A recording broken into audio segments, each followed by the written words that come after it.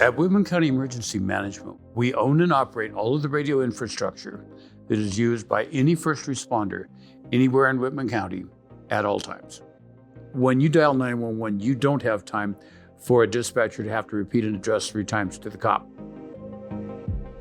My success or failure is entirely measured by the quality of audio from the microphone in front of the dispatcher's mouth to the police officer's ear in his portable radio. That is the only product we produce.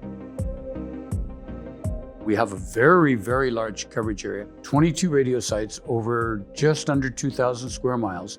We're also a very small shop and there's only 2 of us. So we have to use the time and the taxpayers' money efficiently to maintain the infrastructure that enables us to maintain the audio quality. Simulcast is very important with the geography that we have in this area. So the beauty of simulcast is every radio site is trying to listen for that signal. It then votes on what's your best audio quality, and then that's what gets retransmitted out. If you have a weak radio signal from 2 different directions, you can create destructive interference because the timing is off. You have to have the audio packets arrive close enough to 20 microseconds or less apart that they add to the signal strength and they add to the intelligibility of the audio. We had an issue that was plaguing us with clocks.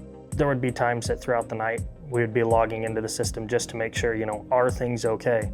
Because sometimes when you get that call that, hey, there's a radio issue, it's after something has already happened.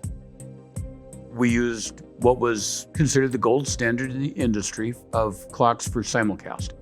You always had this uncomfortable feeling about it, that something wasn't right. And then we had a hot summer day. It literally killed the clock's ability to remain synchronized. That led to horrible audio quality, immediate officer safety issues. I complained to my board about that, and sitting across the table from me, and I can always remember the look on his face, was an SEL employee who was also a fire chief. Rob Schindler says, well, we make clocks. One of the cool things for me as far as being part of the fire department, Schweitzer is very understanding. If we have a situation going on during work hours, I can text my boss and say, I need to leave for this. And they're very understanding and it's like, be safe. So I serve on the Whitman County Emergency Communication Advisory Board. At one of the meetings, they were discussing their frustrations with their clock solution. And through that, I was able to put the pieces together with what we do at SEL. I got a call from some SEL folk and they said, could we talk to you about what you actually need in a clock? While we were having the discussion, Brian literally asked me, what's your moonshot? And I said, well, I need the precise timing. I need reliable network security. I need to know the health and condition of the radios out there in the world and the entire system. Those are all things that are very much within our wheelhouse from the electric utility industry. The SEL 2488 is a GPS satellite clock designed to sit in a substation. One of the main things you need for land mobile radio is a 10 megahertz reference frequency. And that was pretty easy to add to our clock solution, and it's ready to go for land mobile radio towers. They said, can we build you some prototypes? Ordinarily, I won't trust a new clock for 72 hours to really be the primary time source.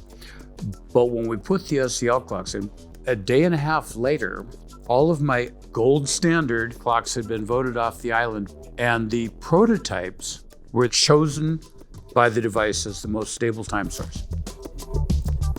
I'm extremely proud of the clocks. Audio is starting to sound a lot better in an area where we've done nothing but just change a timing source. The ability of this device to go into something more rugged than what we do now, it breeds a lot of confidence in the product. Network security is another area where SEL has been very helpful.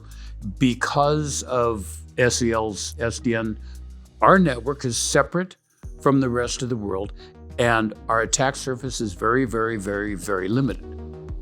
With the way we designed our software-defined networking for emergency services, we use the Visio diagrams to completely program their entire network. So when the next person comes in and looks at the solution, documentation is all current. They know exactly how the system is designed and set up. I'm very excited as we move forward with our site monitoring. We're using the Axion system, which is great in the fact that there's different modules that you can play with as far as what you need to monitor. We've tied it into our radio system. We also have a Modbus temperature and humidity sensor now. Being able to dive further and further in without a site visit, triaging in essence, what's the most important for us to spend our time on. When it was all said and done, we implemented everything for them. We implemented clocks, site monitoring, and cybersecurity all in one solution. It seemed like a natural fit for SEL to get into emergency communications because it does matter so much. It's very assuring as we move forward, being able to actually get a hold of someone when needed. And then also just stay supported. I mean, having a 10-year warranty is a largely contributing factor of looking at the SEL product in the beginning. The reason why I do this is because my best friend from high school perished in a fire. He could not communicate with dispatch to summon help to his location. I made a promise to myself and to his fellow firefighters that no police officer or firefighter would ever perish in the line of duty in a radio system that I had control of. Between SEL and Jordan going forward, I can retire with a clear conscience. I couldn't do that before we had SEL.